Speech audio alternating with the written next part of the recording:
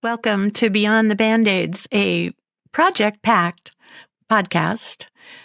We are sponsored by LEAP, the Law Enforcement Action Partnership, and in partnership with three nonprofits: LEAP, the School of Statesmanship, Stewardship, and Service, SOSIS, and New Blue, a forward-thinking police design incubator coming up with new ideas for the culture of policing. So we're excited you're here today. We hope you have listened in to previous episodes, and we're most excited because we have a special guest on our podcast today, Neill Franklin, who has a beautiful history in policing. And Neill, I just want to, I want you to tell your story, just right from the beginning. What happened? What called you to policing, and where did you start, and then where did you go? And I'll chime in on the education piece. And I know Mike and Kristin know you so well of working with you at Law Enforcement Action Partnership. Before Neill, I just want to make sure that our listeners know what a special guest this gentleman is. And I've gotten to know Neill a little bit over the last few years in his role as being a member of the Law Enforcement Action Partnership and what he's done with that particular organization. And I also know that he's done some incredible work for the city of Baltimore, Maryland, and is quite renowned nationally and internationally. When a media outlet needs an expert to talk about what's happening in our police profession, you'll often see Neill in their studio. And so having Neill with us is truly special. And so thanks, Neill, for being here. But I don't want to interrupt your own story. I just wanted to make sure that our listeners knew what kind of special guest we had today. Well, thank you, Carol and Mike. You're too kind. So I'll try the abbreviated version here of my career, my path, my interest in law enforcement. And Carol, I'm going to surprise you here. Unlike many people who go into policing, I didn't have any idea. I didn't have a clue. And what I mean by that is, now in my neighborhood in Baltimore, I grew up in Baltimore, kids had a good relationship with a couple of police officers in our community. Just a couple, but that's all it took. So there was some sort of interest, a little bit, but when I got out of high school, I was in tune more with going into the military. But my brother was already a state trooper for Maryland, and I got to see a little bit of what he was doing. So I was like, if I go into the military, I'm committing to 4 years. If I go into the state police cadet program, I can quit if I don't like it, and then go into the military. So I tried the cadet program and kind of liked it. So I stayed with it, graduated from the academy in 1979, the summer of 1979.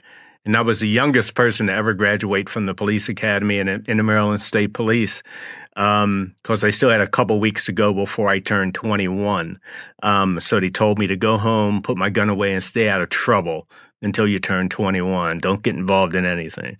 So, but soon after my entry into the Maryland State Police, I worked undercover, did that for a couple of years, came back out, ended up getting promoted, went into criminal investigation, back into narcotics investigation as a lieutenant, overseeing a number of drug task forces in the western part of the state.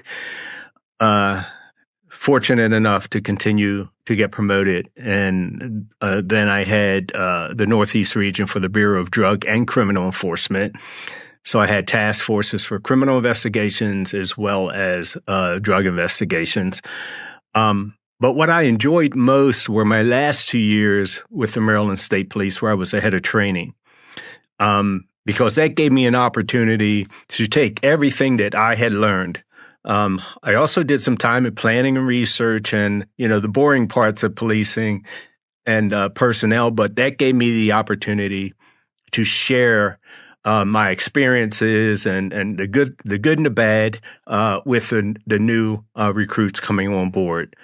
It was then when I retired from the state police, I was recruited by Baltimore to head up their training and education section, which I did for 4 years. I also did a little bit of time as a chief of HR, human resources, which gave me some really good insight to policing resources, not just the people, not just the equipment, but the funding, right? Where, state funding, federal funding, grants. It also gave me some insight into community relations and how that works, and how we as a police agency connect with the community. Even though I had some experience throughout my career in doing so, that just gave me another perspective from a different place. And then I did 6 years. Almost sound like I'm doing time in prison, but then I did 6 years with Maryland Transit Police Department in a number of different roles, from investigations to a general inspector's position, chief of patrol. But during that time, something really special happened. I actually came across this website called Leap, and that was kind of interesting. And I reached out because at that time I'd had all these questions about how we were enforcing drug policies, what was the foundation of our drug policies, why they were what they were, how did we get to this place, and Leap had the answers. So I reached out, connected with Leap, became a board member, and then shortly after that became the executive director, where I was for 10 years, 10 great years. And here I am now, and I can't get out of it. I just, when I say I can't get out of it, I'm talking about changing not just the face of policing, but the foundation of policing. It's a long, hard road, but as I on paper, I'm retired. Can't ever retire from this work. You think about it all the time. Right? So, Neill, I want to respond to a couple things. Thank you for that background, and I know there's a lot more to it, but thank you for the higher version of it, if you will. But I graduated from the University of Maryland. I don't know if you knew that, so I'm an old Terrapin fan, and I know that area really well. Maryland was always a special state for me and had a lot of things going for it. And so just wanted to let you know that's part of what we have in common in terms of growing up in that area. I was there for like 7 or 8 years, I think. So anyway. That's good. I didn't know that. That's good to know. Yeah, crossing paths. I love that you found your way into training and helping younger people with experience and thinking about what the next generation. Certainly, you weren't at the next generation in your 20s, but how you were conveying experiences, and then how you were preparing people for what they were going to face out there. I also picked up that there's a lot of criminal investigation that goes on that a lot of people never know about, that's happening within all communities to keep communities safe. And I thank you for your service. I just want to say that from the start. I'm the lay person on this podcast. I haven't dealt as much with the police community. I have dealt with training and education. So, I just wanted to go back to the Law Enforcement Action Partnership. And yes, it did take on drug policy, but what were you seeing in the streets that you were saying it wasn't working? You were seeing a disconnect, and I was going to bring it up at the end of the podcast, but your Newsweek article at the very end says we need to connect the dots. So Tell us about connecting the dots. That's a big part of what we do with SOSUS and what we do with Project PACT. So there are a couple of things that I saw. Just real quick, I want to touch quickly on the drug policy part that I saw. It was in the year 2000 when I was with the Baltimore Police Department, when, and this is after decades of working undercover. This is after decades of overseeing drug task forces and the work that we do. You know, when I was overseeing the drug task forces, I got to see a little bit about and understand a little bit about the imbalance in enforcing our drug policies relative to race, right? You know, looking at where we were assigning our Black and Latino undercover officers and those areas in our community that we focus more upon, which were communities of color, right? And so I got to see a little bit of that. But I didn't understand the violence on the heels of drug policy until my friend Ed Totley was killed working undercover. He was working with the FBI on a task force. He was making a buy of cocaine from a person he had bought from before many times. But this time, this individual decided that he wanted to keep the drugs and the money, so he killed Ed Totley during that buy. And so that made my ears perk up regarding the violence, because then I started connecting the dots of violence that I was seeing in Baltimore relative to the illicit drug trade. You know, a family of 7 who were killed in one night, the Dawson family, they were doing what we, the police, would ask someone to do. Work with us. Let us know who's selling the drugs in your community. Give us the information we need. We'll come in and we'll get rid of them. We'll lock them up and we'll do what we do. The mother, Angela, did just that. She contacted the police. There's this guy and his crew outside of my house selling drugs. He found out about her reaching out to the police, and he set their home on fire to send a message to the community that you do not work with the police in ratting me out, and killed the entire family that night. So there were other instances, other police officers I knew getting killed relative to drug policy. That's what really pulled me into learning more about it and how it works, not just within our communities, but nationwide and internationally. But I want to touch on one thing real quick about training, what I saw, Carol, and what is still a problem today, is that when we do a really good job overall in our academies in teaching new recruits what they need to know about the law, about the Constitution, about working in communities, and for the most part, and so on, and how to apply those things. But then when they get out in the field, that handoff to the field training officers, this is where we're losing it, because many of those field training officers are now under the culture of policing in the streets.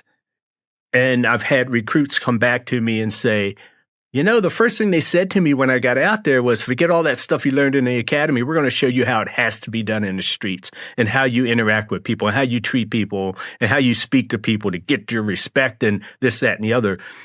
So I think what we need to do, we need to focus on 2 things. We need to focus on our field training programs, and we need to focus on first line supervision. But that's a whole nother conversation. I just wanted to speak about that disconnect from the academy to the street and the work that I see that I think needs to be done.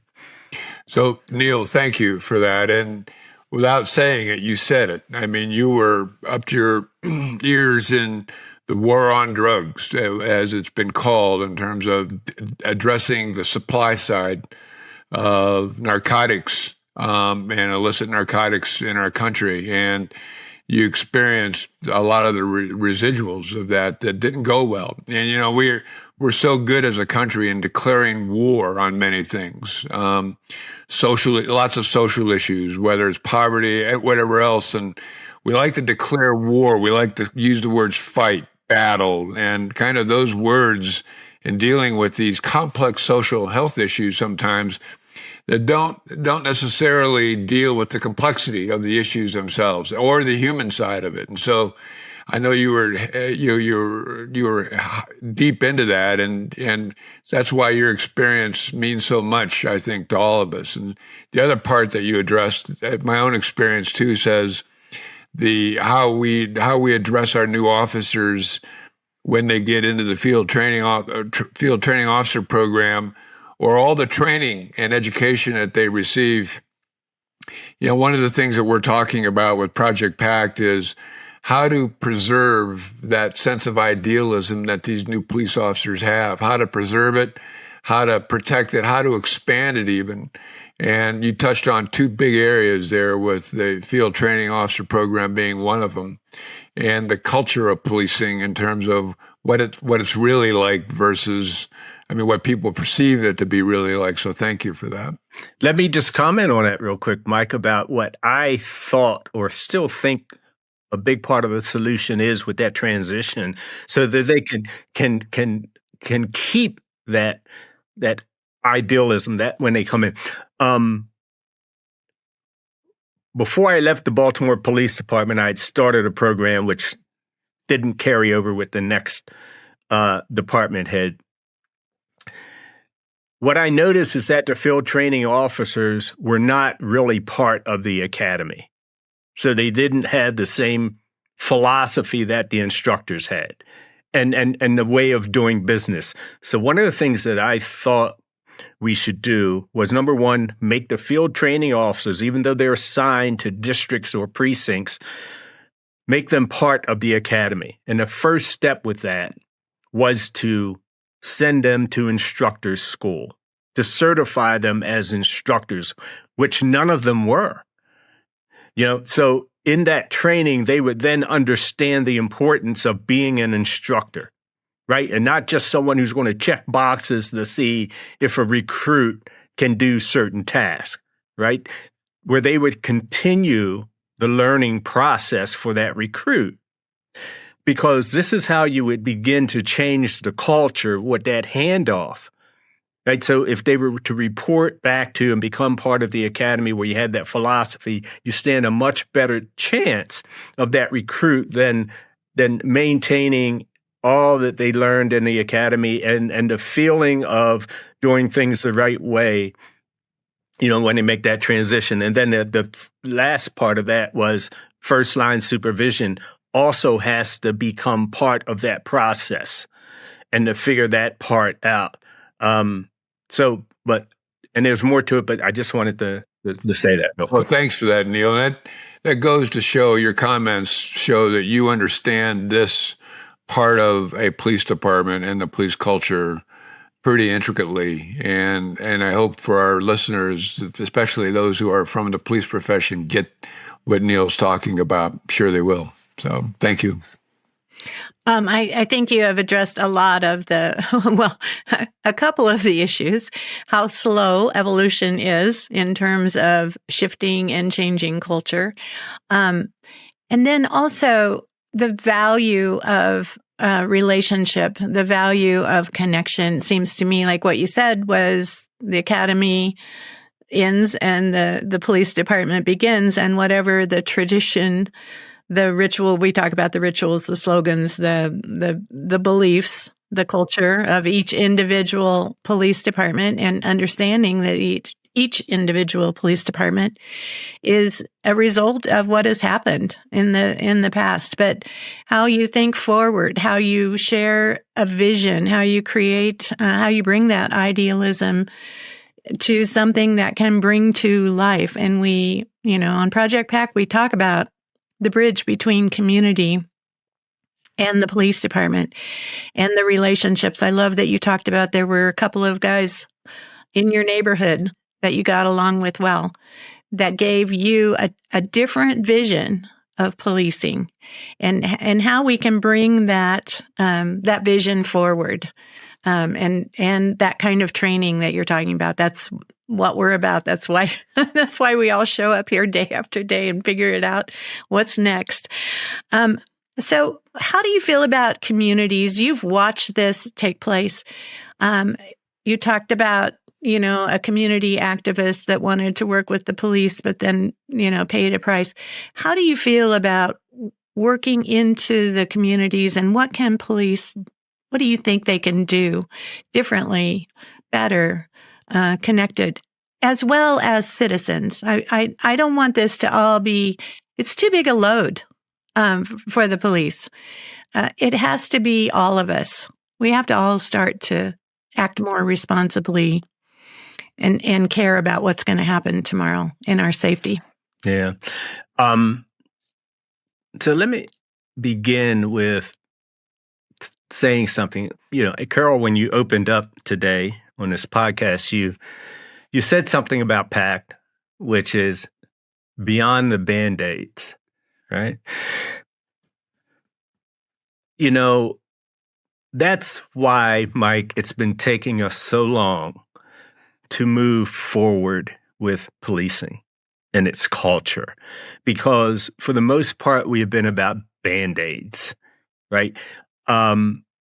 Something is pushed down typically to a police department because something happens in the community that's awful, and we come up with a new policy. Maybe it's on the heels of a consent decree, and we come up with some new policies and training, and we do it as a Band-Aid. We're not really serious about solving the issue or the problem. Okay, it's a Band-Aid. But what PACT is about, it's about solutions. It's about moving beyond the Band-Aids. So, Carol, as you're talking about communities and beginning first with the police and what we can do, we first need to understand that we're the ones that have the power. So I think the first move is on us in establishing the trust. If you don't have the trust, if the community members do not trust you, especially in underserved communities, you're going to be ineffective in so many ways. Not just will you have issues that end up on the 11 o'clock news at night because of how a police officer either used excessive force or maybe just disrespected someone, did something wrong, and now you're in the news. But you're going to be ineffective in solving crime. It's a handful of people who commit most of the crimes within a community. And, speaking, for instance, to violent crime, maybe someone's committing robberies. Maybe they're doing breaking in and burglaries in homes or whatever it may be. If we don't get information from the community, you can't find out who did it because the police aren't there when these crimes happen. But the quickest way to finding out who the culprit is, getting the information and evidence you need to make the arrest, and then hold that person accountable, is getting information from the community, the people who know what's going on. When I talked about Miss Dawson and her family who was killed, once that happened, in East Baltimore, no one was giving any information to the police about anything, not just drug crimes, but crimes of violence. People were getting robbed in their neighborhoods, and they're like, okay, it's just part of living here. But I'm not reaching out to the police. I'm just not going to do so because I don't trust them with the information. I don't know what can happen on the back end of this. Hey, it's just we'll try to handle it among ourselves. So in establishing that trust, not only will you have people coming forward to help you solve crimes, but it's also, before you can even solve the crime, you have to have people reporting the crimes. So let me say this real quick. I went to D.C. a week ago to talk about the immigrant community in our neighborhoods, within our cities. And the fact that, we all know we have a problem at the border with how people come and go across the border. We know that. But once they get into our communities, in our neighborhoods, the local police have to figure out, how do we establish trust with the immigrant community? Because we don't want them to be victimized by people committing acts of violence. We want women who might be in a violent domestic relationship. We want them to be able to come forward and trust us and not fear that they're going to be deported. We want family members who may be legal citizens in the country. We want them to report crimes against their relatives. We want them to come forward with information who's committing the crimes. I just wanted to mention that because a police agency has to realize the importance of building trust and how you go about doing that. The relationships that you establish with the youth within those communities and so on. So It begins with communication. It begins with, again, the culture of policing. If you can get your police officers just to stop cursing at people, you'd be surprised just how far that would go in establishing trust. If you could get your police officers to understand when they're called to a crime, not to investigate the person who calls you before you get into solving their issue. Because it's, okay, what's your name? What's your date of birth? Let me run you through the system. And the next thing you know, you're locking that person up because they have a failure to appear in a traffic court, or traffic case or something. So that kind of stuff, right? Give the attention, the proper attention to the people who need you, who you're there to serve. But I think it begins first with introducing the new police officers to the community, right? Having something set up so that when they're going through that academy, because many of these police officers come from other states, they come from other cities, other towns, rural communities, and they know nothing about the community that they're now going to be serving. So before they get out there, while they're in the academy, have programs, processes set up to immerse them into the community that they will be serving. That goes a long way. And there are a number of organizations out there that do great work, like the Youth Police Initiative by the North American Family Institute. I've seen a number of great programs out there that do this. And many of those relationships that are developed between the recruit and community members continue over to when they go out into that community to then work and serve. So that's just there's so much that police departments can do. And then real quick, as a citizen, once a police department and its members start reaching out to you, or even before, make the effort. If you're walking down the street, make the effort to greet a police officer. Despite how you may feel about it, you'll be surprised how far a thank you will go. Right? Just, hey, thank you for being here. Appreciate you. Couple of words, that I guess what I'm saying is on both sides, we have to begin positive communication, and it doesn't have to be anything elaborate. It doesn't have to be a program. It's just how you interact with each other, just how you greet somebody.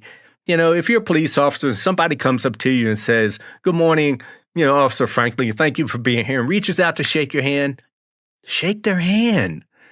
But I've gone up to police officers to thank them, now that I'm retired, extend my hand. "Oh, I'm sorry, sir. I won't shake your hand. We don't shake hands." To ask them a simple question and they don't respond to you.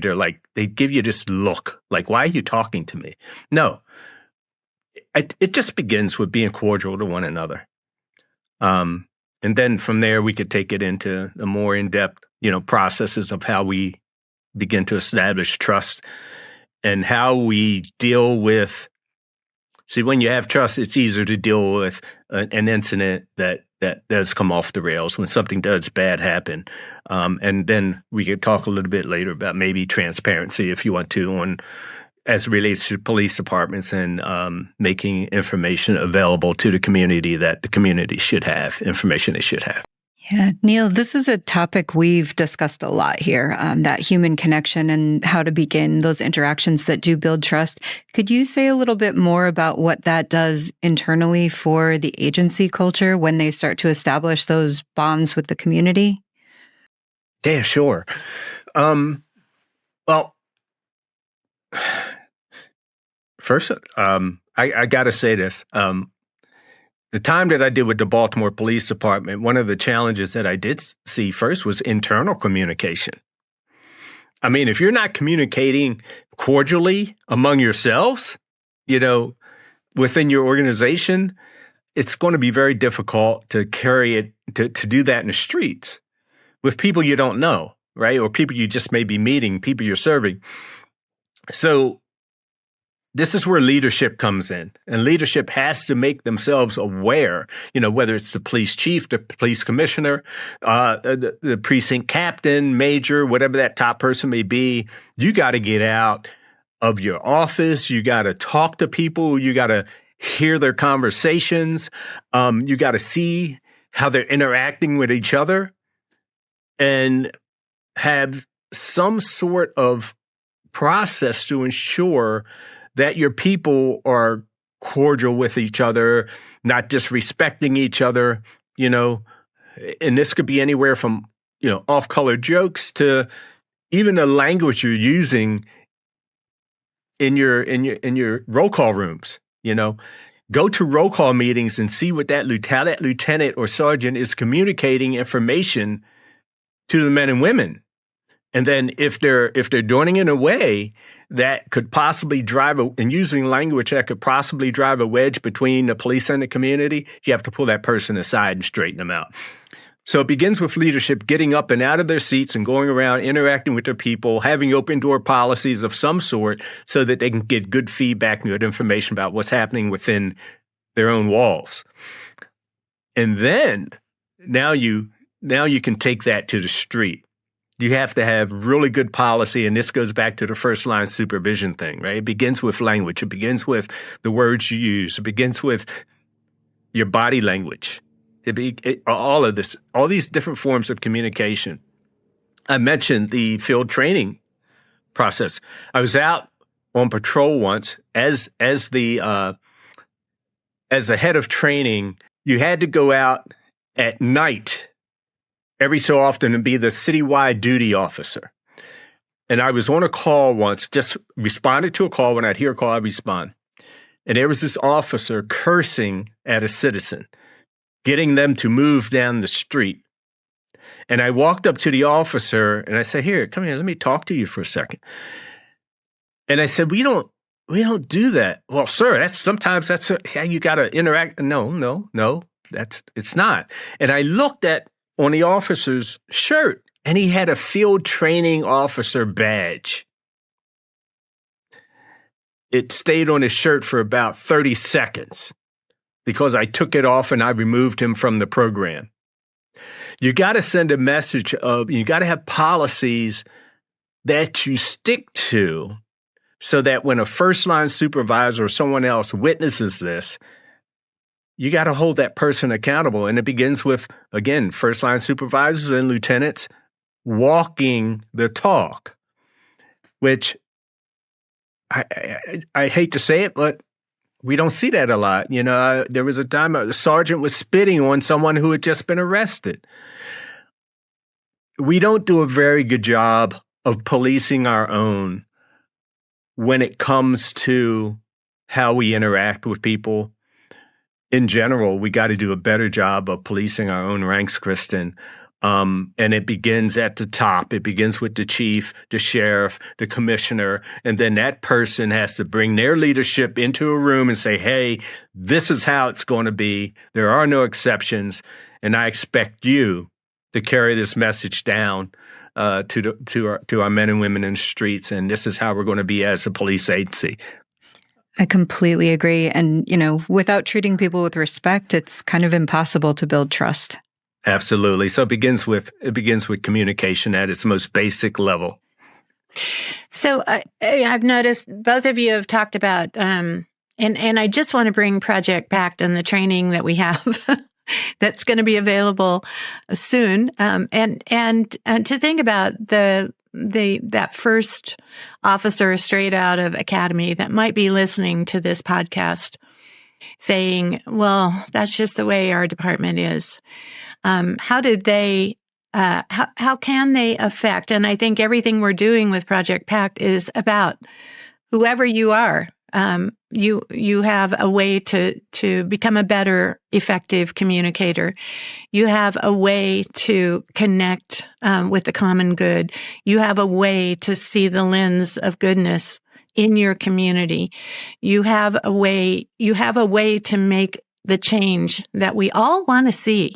Everyone wants to see this shift in policing. We hear about it. I'm often surprised how much on the nightly local news is about crimes that have happened during the day instead of the goodness that is happening within every community. So Neill, you were with Law Enforcement Action Partnership as Kristin was working there, and Mike came onto the board, and you have seen kind of the lead up to Kristin and Mike doing trainings together, and then having this vision of what we could maybe make happen. And we are so appreciative of the support from Law Enforcement Action Partnership. Let's talk about the future. Let's talk about what is a beautiful, effective police department, first line of duty out on the streets. What does that look like? And you can talk about the transparency on that, the accountability, the trust. But I also want you to think about, what does the community need to step up and do? Thank you for first line supervision, because I think that's like the hub of the wheel. I mean, from there, everything can flow and be improved upon and be solved in our communities if you have good first line supervision. So let me tell you, and maybe begin. The disclaimer is that there are police agencies out here doing a good job in that area, but unfortunately not enough. Okay, so I'm going to begin with telling you what I've seen where I have been. And Baltimore, I'm going to talk a little bit about what I saw in Baltimore, which I think is very important. And a lot of this is from feedback that I would get from recruits who had gone out and been working out in their precincts, in their districts for a couple of months, a couple of years. They would come back and talk to me, because that's what I wanted. I wanted them to do that. First line supervisors, generally speaking, didn't want to be bothered when a young officer had a question. They were told to go to a senior officer to get their answer. Bad move. Bad move. Because more times than not, the answer they would get is I would call it a street answer and not a policy answer. And, not so much a legal backed answer, right? It's just about, this is how we do it out here. Doesn't necessarily follow policy or even the law sometimes, and constitutional law, which is very important. Additionally, first line supervisors tend to be tasked with things that weren't about overseeing and supervising and teaching their squad members. Administrative duties that are time intensive. And that's really important, because what in my opinion, in policing, a first line supervisor should be bouncing, call hopping, going from one call to the next, to the next, to the next. When one of their squad members get a call, they should be going. They should be there. They should be observing. They should be, interjecting the right way, properly, when need be, employing law and policy and tactfulness and those communication skills, being an example if need be, complimenting, and then you compliment in public, but then you have to criticize sometimes, so you pull them aside and you do that in private. That's what first line supervisors should be doing, with the proper philosophy, with the proper guidance from their leaders. And they should be doing it on a very, very consistent basis. That gives them a better opportunity to evaluate their people, to correct their people, to teach their people, to be a coach for their people, employing the things that are going to improve relationships between us and the community, right? So that's how it should be, but that's not what I see.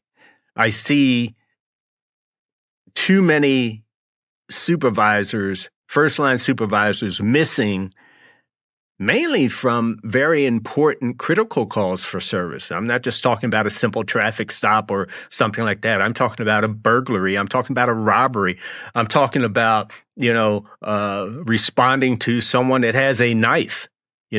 I'm responding to a situation of mental health when someone's having a mental health episode. You hear that come across the radio, you should be there right away as a first line supervisor to make sure that things are going properly, to make sure that, you have if you have a special situation and you've got people in your squad who have special skills and talents, you should be orchestrating that, making sure that they're on that call for service or on their way. If you hear dispatch give a call regarding a mental health issue, and one of your police officers has had some extensive training in those types of situations, but dispatch assigns that call to someone else, maybe a younger, less experienced officer, you should be on that radio saying, no, I want this officer to be the lead on this call. Send them. You can be backup or whatever, and I'm also on the way.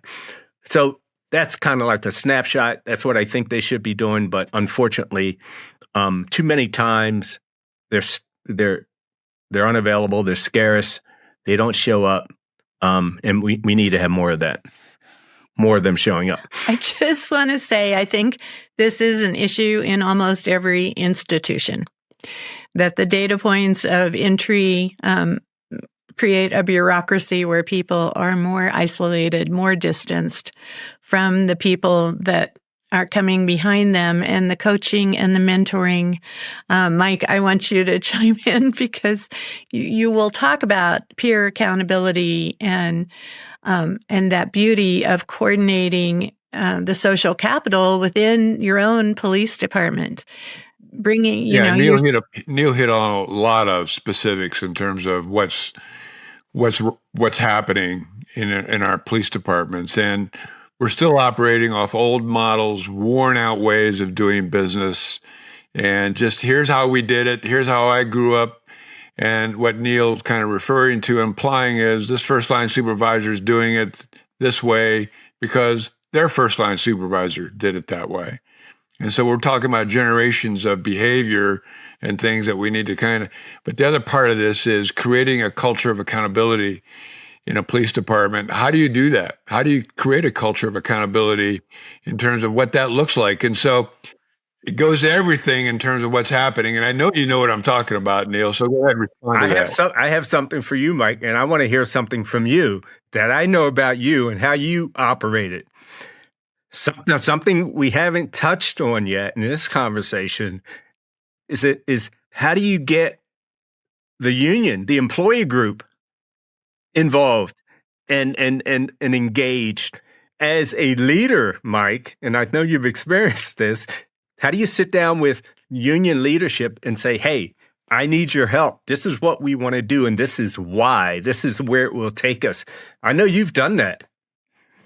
So yeah, thanks. And that's a part of it. And a lot of things, you hear the same thing that I hear, Neill, in terms of police chiefs, mostly police chiefs. I had 2 unions I had to deal with in Longmont, but that police chiefs say, I can't make any changes because my union won't let me. And I think that's false. I think there are ways of being able to create and connect relationships with your union leaders where their goals and purposes are being met, and the goals and purposes that you want to see met can be integrated, can be unified. There is a unity of purpose there that if you want to find it, you can find it. And so we found that, and we had support, not just support. It wasn't, or people just not saying anything. They were actively engaged in wanting to bring about the kind of culture we were talking about, the kind of relationships that we wanted with our community. And they were actively engaged with that. In fact, at one point, Leap did a webinar that was led by Amos Irwin, where we had the union president and myself speaking for about an hour and a half about how we did that. And in fact, we are going to have that same union president on our podcast here in the not too distant future to talk about that. But thanks for bringing that up, because I personally think that's more of an excuse and that we should be able to figure out how to have that relationship. And that's something, one of the things you're talking about, Neill, that I don't think a lot of police chiefs in this country have is the understanding of how to shift and transcend culture within their police department. A lot of the specifics you're talking about are kind of residuals of something larger in terms of how do we create that culture of accountability? How do we create that culture of connection? How do we create that culture of partnership that we want to have with our community in ways that we're operating and we're experiencing that internally, and so we can mirror that with the people that we're talking to in our community? We're still very much juxtaposed differently and very much counter that. Our internal cultures and police departments are very much counter the kind of culture and relationship we want to have with our community.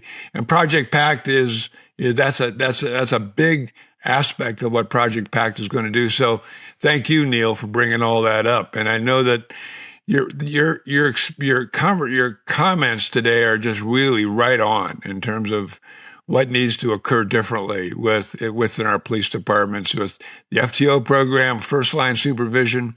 And I'm going to throw in that sense of culture of accountability, because we try to develop a culture where peers could be more involved in creating accountability as well, not just first line supervisors, but our peers. Because you know as well as I do that these hundreds and thousands of calls that a police department will go on in any given day or week, that most of the time it's done either by yourself or with another officer. Well, what if we had that sense of peer accountability as well working for us?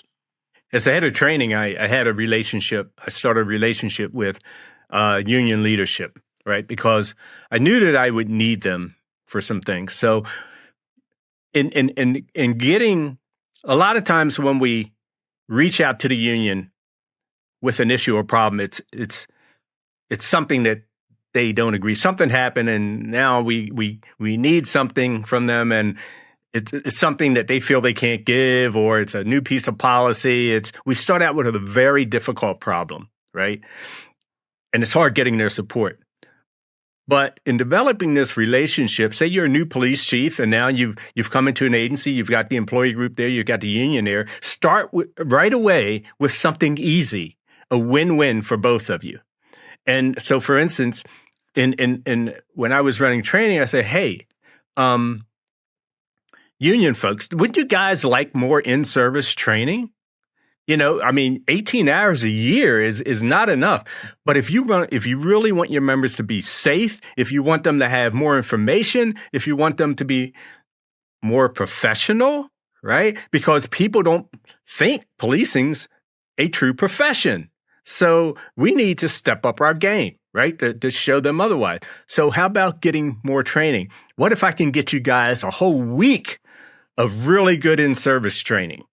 Right? So that's a win-win. Now I'm able to, in that week-long training, bring in people from the community. I'm able to, do some other things. I'm able to teach about, so Baltimore Police Commissioner Mike Harrison, when he came on board, he instituted a program called EPIC. Ethical Policing is Courageous, right? Meaning that hold yourselves accountable. When you see one of your fellow police officers, one of your peers doing something that can cost them their career, don't let them lose their career. Speak up, pull them aside, save them from themselves. And you begin with that. So you begin with something easy to develop that union relationship with leadership, and then you can move into more difficult territory, when need be. But anyway, you have that investment, you have that equity built up, and then you can reach out and make things happen. So I just want to touch on that. Start with a win-win. You hit on something incredibly important there, and that is the kind of the creation or design of new slogans. And Chief Harrison brought in that slogan, ethical policing involves courage, EPIC. And that's a slogan that begins to permeate through your organization that didn't exist before. And so that's a big part of how we're going to change cultures in terms of shifting and reimagining slogans, symbols, and rituals that we've been stuck in, that are worn out, that are dead, that have reached a diminishing point of return. So thank you for bringing that one up. Excellent. Awesome. Well, I also appreciate that you've talked about training.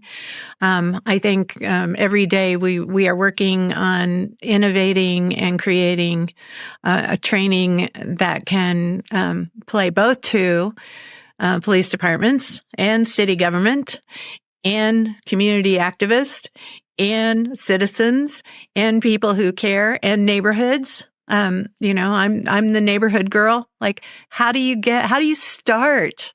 How do we start to connect with each other? Forget about, like connecting clear across town with the police department. We don't know each other's names, next door. And so the world can start to look a lot, happier, connected, and that brings a lot of safety into play. So I want to ask Neill one more question, before you. Let's say you're all of a sudden, someone calls Neill Franklin and says, Neill, you probably say no to this, but let's just say you said yes to, we want you to be the police chief in Baltimore, or we want you to be the police chief in Chicago, or whatever that might look like. What would be your vision? What would be your hope? What would you like to be able to just talk a little bit about what that might look? I hope I'm not putting you on the spot too much, but we're coming at Project PACT from this perspective that the cup is half full and that we can create a different future than what's existed in the past. What would be some of the attributes or some of the characteristics of your department? So I guess probably the best way to answer that question is, okay, here it is, day one in the Baltimore Police Department. First thing I'd say to the mayor is, you're going to have to bear with me here for a few weeks, couple of months, as I do some communicating here, right? So and it might involve some overtime here and there, but if you want this to be done, just bear with me. So first I'll have to have that really good relationship with the mayor so that they can trust me to do what I got to do. Day one, once I get in there, I start a process of bringing every single police officer in that department into what is called in Baltimore, we have the War Memorial Building, which is a huge hall right across the street from headquarters. And this is where we hold our graduations. I would start bringing them in district by district so that they could hear directly from me about the future, the vision, what it's going to look like going forward. You're not going to hear this from someone else. You're not going to hear it on the news. You're not going to hear little sound clips here and there. No, here it is coming from me. This is what I expect from you as a police officer. And this is what you should expect from me. And I'll have a process where you'll be able to give me feedback, and I'll talk a little bit about that. But I will communicate my vision to them. And I'll end with the fact that if you trust me, the same trust that you're going to have to get from the community, if you trust me, you will be the most professional police department in this country, if not and beyond. And then I lay out how I would go ahead and do that and what I expect from them as far as communication and language and I run it all down and say, within a few months, you'll have a line of applicants from within this city and outside of this city going all the way down Interstate 83 wanting to get into this police department. I said, because you will be the most respected police department anywhere in the country. So and there's a lot more to that. But my process where I said I'd be getting feedback from them,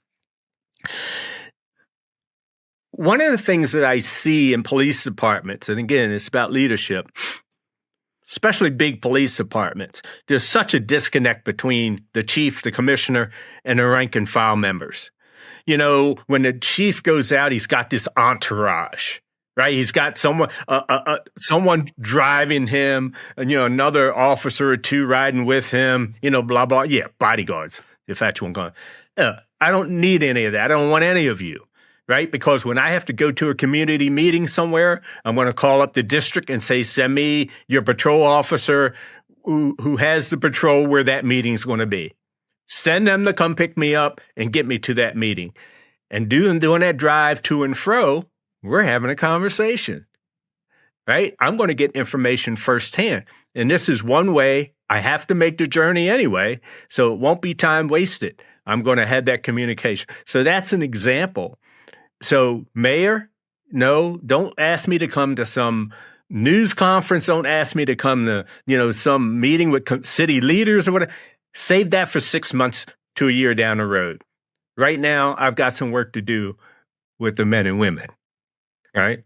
And to be out there, my second in command, make sure they're competent enough to run with the administrative things that need to be done in that police department, because I'm going to be out in the streets, with the men and women who are doing the work.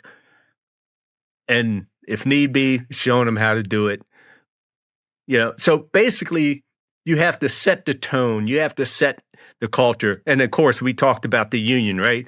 Again, day one, I'm reaching out to the union and say, hey, this is what I'm going to be doing. I'm going to be calling all the folks in. I want you there with me as I'm talking about this vision to all of your men and women, right? I want you right there with me. We're going to talk about that ahead of time because we're going to be on the same page as far as taking this agency to a level of professionalism, holding people accountable, maybe an EPIC program or whatever, so that you keep each other, you just don't keep each other safe, from being harmed out there, but you keep each other's jobs safe. We don't want you getting sued. We don't want the department getting sued.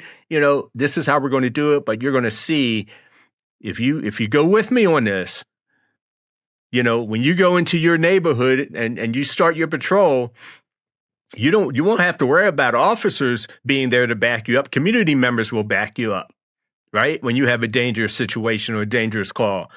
Because you're going to be respecting each other. They're going to see the quality of who you are, the humanity in all of this. So those are just a quick down and dirty. Well done. Don't be surprised if Neill Franklin gets a call from a city saying, can you be our police chief now? So be prepared. All right. That was a beautiful vision. And a beautiful hope. And once, we teach from design thinking. So once you can imagine what that looks like, thank you, Neill, for giving us, what does that look like? Mike has done so much of that in his own experience. And Kristin is working with professionals every day that are doing the same thing, creating this vision and then bringing it to life. Hey, Neill, will you come back if we ask you? Oh, yeah, sure. Great. Because we Absolutely. We feel like we've just barely touched. Barely, yeah. I got a busy month of May coming up, but any time after that's fine. The tip of the iceberg. And we just, we're going to wrap it up for today. We want to remind our listeners and our viewers to please give us a rating. My own kids say, ask for the 5-star, Mom. And as a teacher, on teacher evaluations, we were told you can't do that, but I'm going to ask for a 5-star. But I also would love for listeners to, give us some comments, give us some feedback, give us your questions, give us just what Neill was talking about. Give us the feedback on how we can take this forward. I've loved this conversation. It's been a beautiful discussion around professionalism of policing. And so that's a wrap up for Beyond the Band-Aids, Project PACT. And make sure our podcasts are becoming so popular. We're getting a lot of people on our weekly newsletter. So please go to our website, projectpact.org, sign up for the newsletter. If you are in the profession, we are starting a new Project PACT ambassador program. And there's a lot of wonderful benefits to becoming an ambassador. We want this whole community as we go forward and create a better vision for policing. So thank you all, and we'll see you next week.